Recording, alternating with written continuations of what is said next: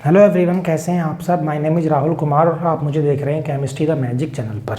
आज के इस वीडियो में हम बात करेंगे इलेक्ट्रोकेमिस्ट्री चैप्टर की। इलेक्ट्रोकेमिस्ट्री को शुरू करने वाले हैं। इससे प्रीवियस वीडियो में हमने आपको इलेक्ट्रोकेमिस्ट्री से रिलेटेड कुछ बेसिक जानकारियों के बारे में बताया था, जो कि इस चैप्टर में बहुत ज़्यादा यूज होने वाली हैं। ठीक है, तो अब हम शुरू करते हैं इलेक्ट्रोकेमिस्ट्री। तो इलेक्ट्रोकेमिस्ट्री क्या है, देखिए इलेक्ट्रोकेमिस्ट्री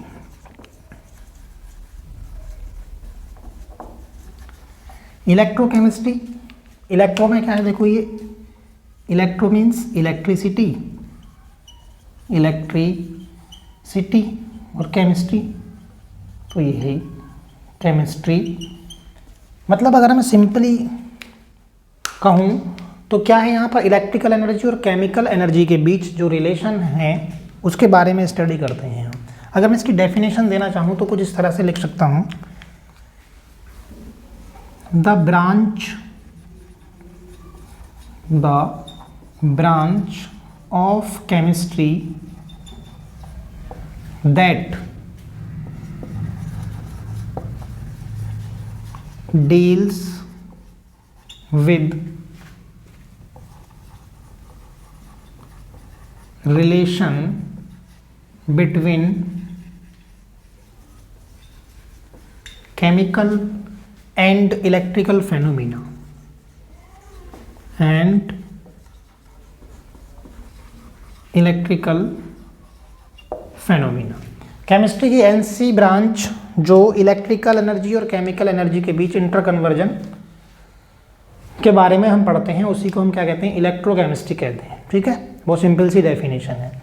अब देखो इस चैप्टर में हमें सबसे पहले यहाँ पर हैं क्या, गैल्वेनिक सेल और इलेक्ट्रोलाइटिक सेल। इसमें पढ़ना है इलेक्ट्रोकेमिकल सेल के बारे में, इलेक्ट्रोकेमिकल सेल के बारे में। इलेक्ट्रोकेमिकल सेल को दो पार्ट्स में डिवाइड करके पढ़ने वाले हैं। सबसे पहले हमें पढ़ना है इलेक्ट्रोलाइटिक सेल, इलेक्ट्रोलाइटिक सेल, जो कि आपकी एनसीईआरटी में बाद में दिया हुआ होगा। पहले वहाँ पर गैल्वेनिक सेल दे रखा होगा। ठीक है, उसके बाद दूसरा गैल्वेनिक सेल,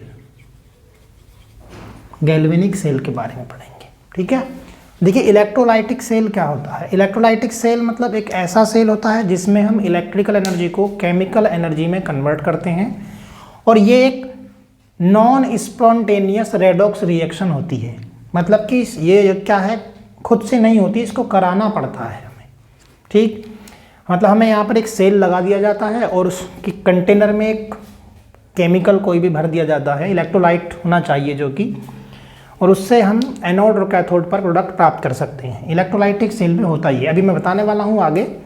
तो चलिए सबसे पहले हम शुरू करते हैं इलेक्ट्रोलाइटिक सेल को। इलेक्ट्रोलाइटिक सेल, इलेक्ट्रोलाइटिक सेल में सबसे पहले तो इलेक्ट्रिकल एनर्जी को केमिकल एनर्जी में चेंज किया जाता है। इलेक्ट्रिकल एनर्जी को केमिकल एनर्जी में, केमिकल एनर्जी में चेंज किया जाता है। मतलब ये है कि हम इनपुट में इलेक्ट्रिकल एनर्जी देंगे और आउटपुट में हमें केमिकल एनर्जी मिलेगी।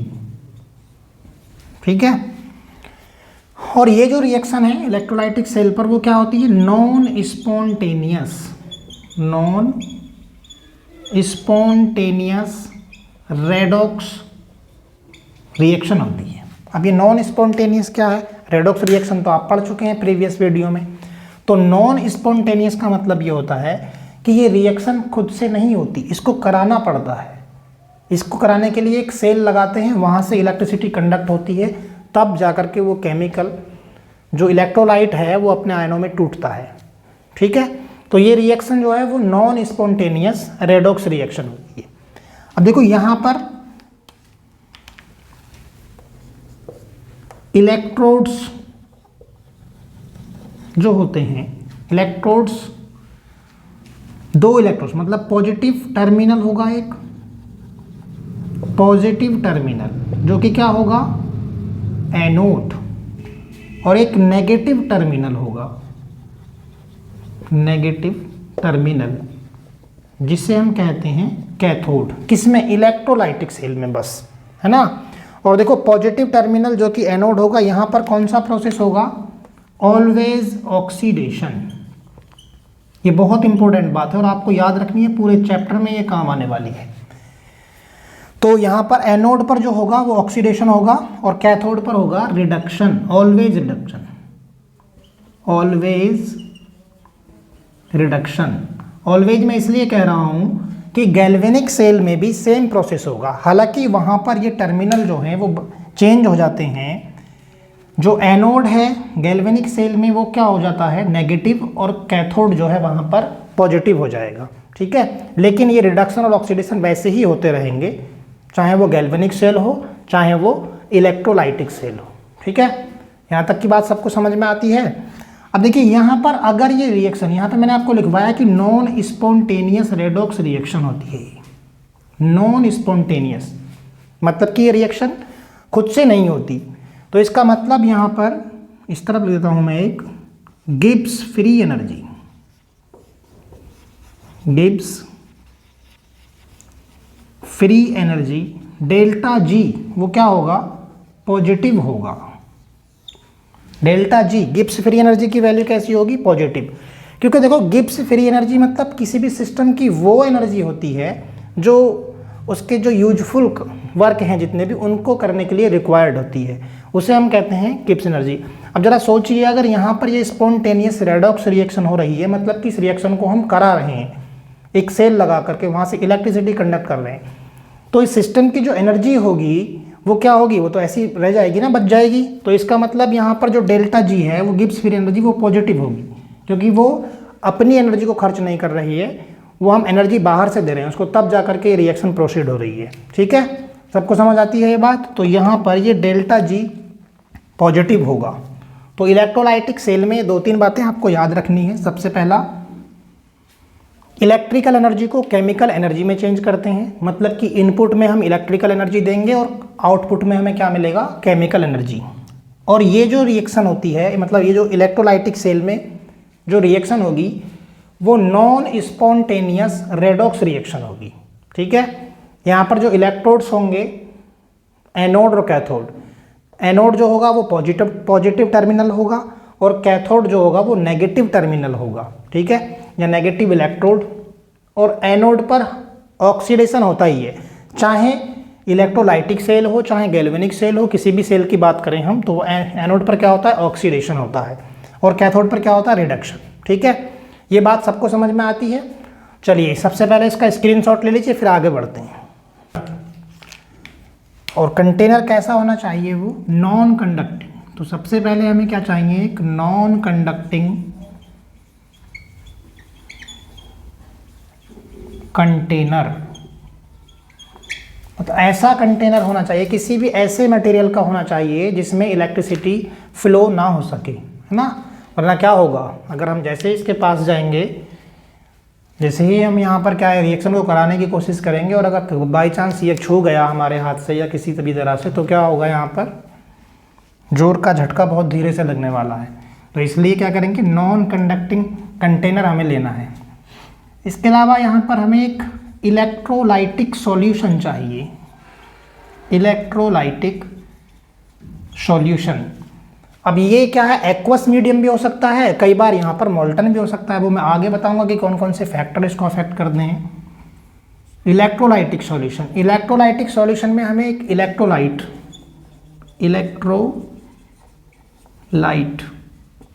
चाहिए होता है, जैसे KCl हो गया, NaCl है, K2SO4, इसमें से क्या है, हम कोई भी इलेक्ट्रोलाइट ले सकते हैं। NaCl हो गया, K2SO4 है, AlCl3, इस टाइप का कोई भी इलेक्ट्रोड हम यहाँ पर इलेक्ट्रोलाइट हम यूज कर सकते हैं, ठीक है। इलेक्ट्रोड, अब इलेक्ट्रोड भी ये कई बार एक्टिव मेटल की हो सकती है और कई बार इनर्ट भी हो सकती है।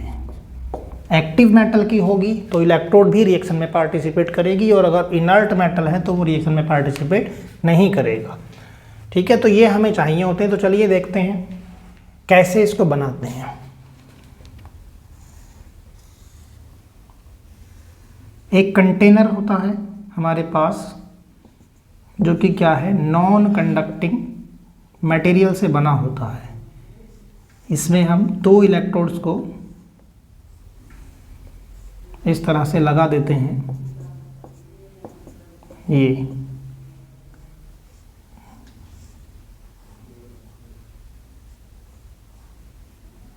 और यहाँ पर इसको इस तरह से एक सेल लगा करके जोड़ देते हैं। ये इसका पॉजिटिव सिरा है और ये इसका नेगेटिव सिरा है। ठीक है, यहाँ पर क्या, इस कंटेनर में क्या है, एक इलेक्ट्रोलाइटिक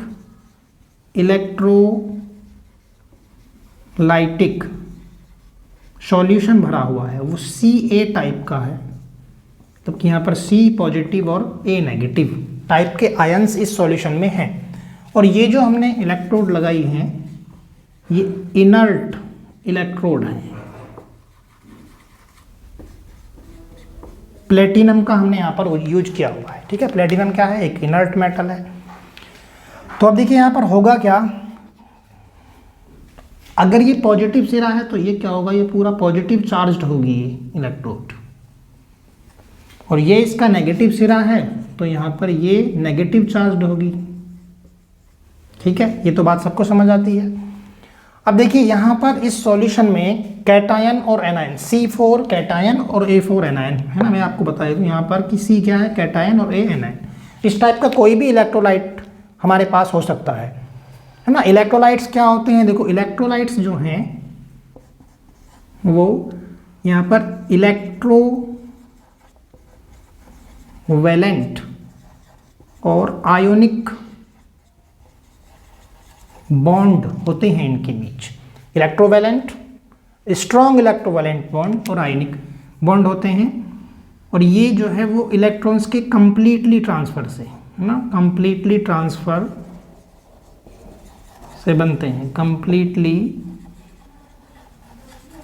ट्रांसफर ऑफ इलेक्ट्रॉन्स। ठीक है, ये आप 11th स्टैंडर्ड की चीज़ें हैं, ये वहाँ पे पढ़ा होगा केमिकल बॉन्डिंग चैप्टर में।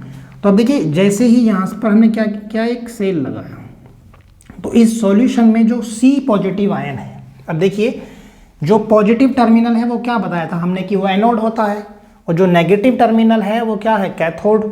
तो यहाँ पर एनोड और कैथोड पर क्या क्या होने वाला है, कौन कौन से प्रोडक्ट हमें मिलने वाले हैं वो हमें चेक करना है।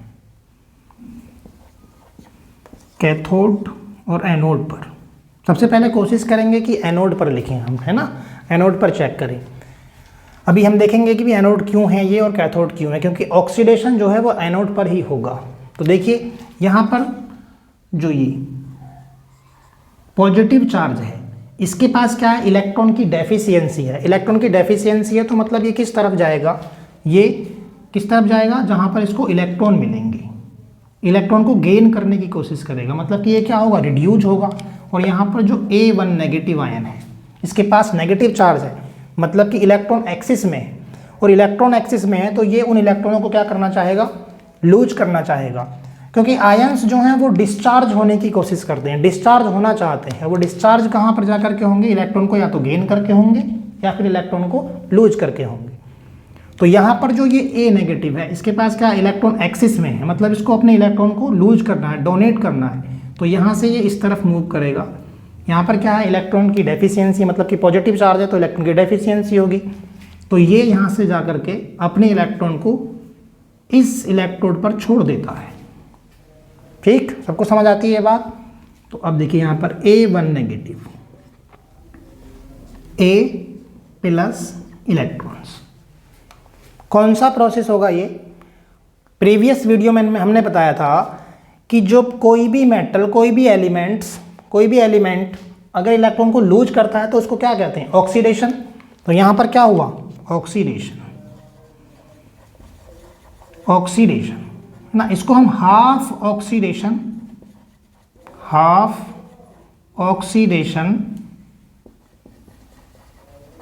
रिएक्शन भी कहते हैं। ठीक है, हाफ ऑक्सीडेशन रिएक्शन, क्योंकि क्या है ये एक ही इलेक्ट्रोड पर हो रही है ना अभी, तो इसलिए इसको हाफ रिएक्शन बोलते हैं, और यहाँ पर ऑक्सीडेशन हो रहा है तो इसलिए हाफ ऑक्सीडेशन रिएक्शन। अब देखिए कैथोड पर क्या होगा, कैथोड जो है, कैथोड क्या है हमारे पास, जो नेगेटिव टर्मिनल है। तो देखो इसके पास इलेक्ट्रॉन यहाँ पर इस इलेक्ट्रोड पर इलेक्ट्रॉन्स हैं, नेगेटिव चार्ज का मतलब भी क्या होता है, यहाँ पे इलेक्ट्रॉन्स है, तो यहाँ से ये पॉजिटिव चार्ज, इसको इलेक्ट्रॉन की ज़रूरत है तो ये यहाँ से क्या करेगा, इस तरफ जाएगा और यहाँ से इलेक्ट्रॉन को गेन कर लेगा। सी पॉजिटिव जो है, सी पॉजिटिव क्या है, इलेक्ट्रॉन को गेन करेगा, ठीक, और इलेक्ट्रॉन को गेन करके किस में चेंज हो जाएगा, सी में। तो यहाँ पर क्या हुआ, इलेक्ट्रॉन को गेन करना क्या होता है, इलेक्ट्रॉन को गेन करने को क्या कहते थे, रिडक्शन, ठीक है, रिडक्शन कहते थे। तो ये कौन सा प्रोसेस हो गया, रिडक्शन, और ये किस सेल पर हो रहा है, मतलब ये भी एक ही इलेक्ट्रोड पर हो रहा है, तो ये इसको कहेंगे हम हाफ रिडक्शन रिएक्शन, ठीक है। अगर हम इस रिएक्शन को एक साथ लिखना चाहें, जोड़ करके लिखना चाहें दोनों हाफ रिएक्शंस को, एनोड और कैथोड पर क्या हो रहा है, तो कुछ इस तरह से लिख सकते हैं। देखिए इलेक्ट्रॉन्स, यहाँ पर भी एक इलेक्ट्रॉन्स है, यहाँ पर भी एक इलेक्ट्रॉन्स है, तो दोनों इलेक्ट्रॉन आपस में क्या होगा, कैंसिल हो जाएंगे, ठीक, एक एरो से इधर है एक एरो से उधर है, तो यहाँ पर देखो A1 negative plus C1 positive, और क्या होगा यहाँ पर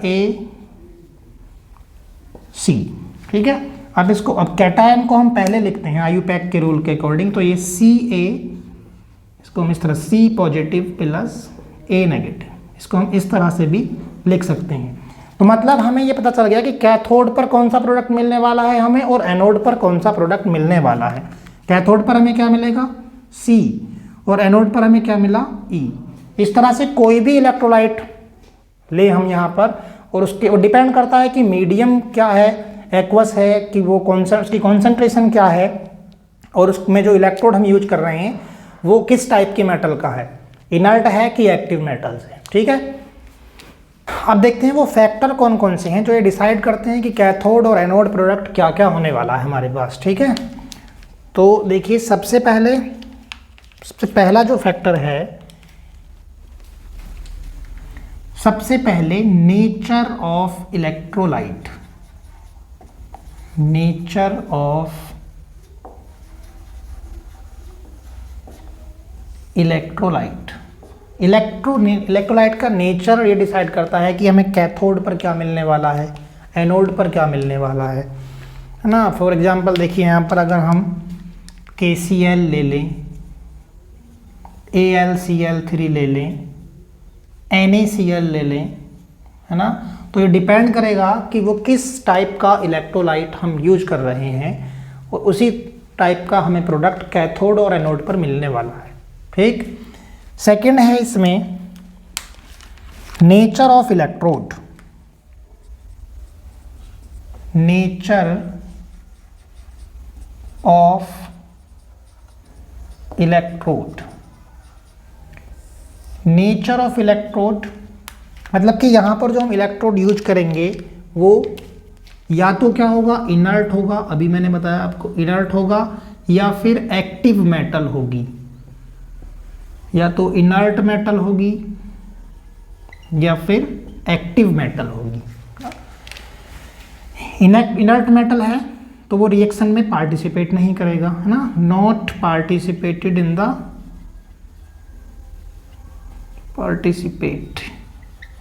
पार्टिसिपेटेड इन केमिकल रिएक्शन, ठीक है। अगर एक्टिव मेटल है तो वो क्या है, वो रिएक्शन में पार्टिसिपेट करेगा, पार्टिसिपेटेड इन केमिकल रिएक्शन, जो रिएक्शन होगी उसमें वो पार्टिसिपेट करेगा अगर एक्टिव मेटल होगी। इनर्ट मेटल में हम मोस्टली प्लेटिनम का यूज करते हैं, और एक्टिव मेटल्स में तो कई सारी हैं, Zn हो सकता है, Cu हो सकता है, सिल्वर की भी हो सकती है, तो ये हम इस तरह का कोई भी मेटल यूज यहाँ पे कर सकते हैं। तो अगर इलेक्ट्रोड हमारा नेचर में कैसा, इनर्ट है, तो वो रिएक्शन में पार्टिसिपेट नहीं करेगा क्योंकि वो इनर्ट है, और एक्टिव है तो वो करेगा, ठीक है। इसके बाद थर्ड,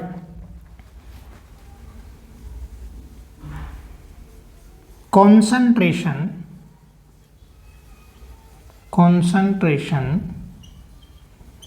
of इलेक्ट्रोलाइट, इलेक्ट्रोलाइट की कॉन्सेंट्रेशन, इलेक्ट्रोलाइट की कॉन्सेंट्रेशन का मीन्स ये है कि या तो वो कॉन्सेंट्रेटेड होगा, मतलब कि हाई कॉन्सेंट्रेशन होगी, कॉन्सेंट्रेटेड सॉल्यूशन होगा। कॉन्सेंट्रेटेड सॉल्यूशन का मीन्स क्या है, वहाँ पर जो इलेक्ट्रोलाइट है वो बहुत ज़्यादा होगा, या फिर डाइल्यूट होगा। यहाँ पर इलेक्ट्रोलाइट का जो अमाउंट है वो बहुत कम होने वाला है।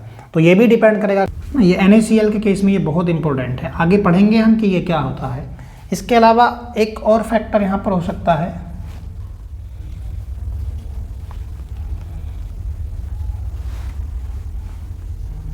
Medium of electrolyte. मीडियम क्या है, देखिए मीडियम में दो तरह की कंडीशन हो सकती है मीडियम में भी, या तो वो एक्वस हो सकता है, एक्वस सॉल्यूशन हो सकता है, या फिर मॉल्टन स्टेट में हो सकता है, मॉल्टन स्टेट ना।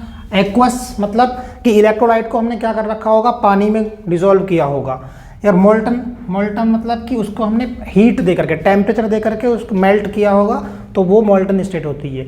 फॉर एग्जांपल सोडियम क्लोराइड, यहाँ पर भी हम देखो इसको पढ़ेंगे, NaCl को मॉल्टन स्टेट में क्या करते हैं, सोडियम क्लोराइड को बिना पानी के अकेले को हीट करते हैं, टेम्परेचर देना शुरू करते हैं और तब तक हीट करते हैं जब तक कि ये मेल्ट नहीं हो जाता। फिर उसमें चेक करते हैं कि एनोड और कैथोड पर क्या मिलने वाला है। NaCl के कई केस हमें पढ़ने, एक्वस सॉल्यूशन भी पढ़ना, कॉन्सेंट्रेशन का भी पढ़ना है इसका, ठीक है। तो ये और एक्वस सॉल्यूशन का मैंने आपको बता दिया, मतलब कि यहाँ पर हमने इलेक्ट्रोलाइट को वाटर में डिसॉल्व किया हुआ होगा, ठीक है। तो ये सबको समझ आता है। देखिए चैप्टर बहुत इंपॉर्टेंट है, चाहे वो बोर्ड का एग्जाम हो और चाहे वो कॉम्पिटिटिव एग्जाम हो, ये बहुत इंपॉर्टेंट चैप्टर है। यहाँ पर कॉम्पिटिटिव एग्जाम में बहुत ज़्यादा क्वेश्चन पूछे जाते हैं, थोड़ा सा टफ चैप्टर इसको लगता है बच्चों को, लेकिन अगर आप इसके कॉन्सेप्ट सबको सही से पढ़ेंगे, 1 बाय 1 सारे कॉन्सेप्ट पढ़ेंगे तो बहुत आसान हो जाएगा, ठीक है। तो बहुत ध्यान से एक एक वीडियो को बड़े ध्यान से देखें और अपनी कॉपी में ज़रूर लिखते जाएं। अगर खुद से आप नोट्स बनाते हैं तो वो बहुत ज़्यादा हेल्पफुल होने वाले हैं, ठीक है। चलिए आज के इस वीडियो में बस इतना ही। वीडियो अगर आपको अच्छा लगा हो तो वीडियो को लाइक करें, शेयर करें और चैनल को सब्सक्राइब कर लें। Thank you so much.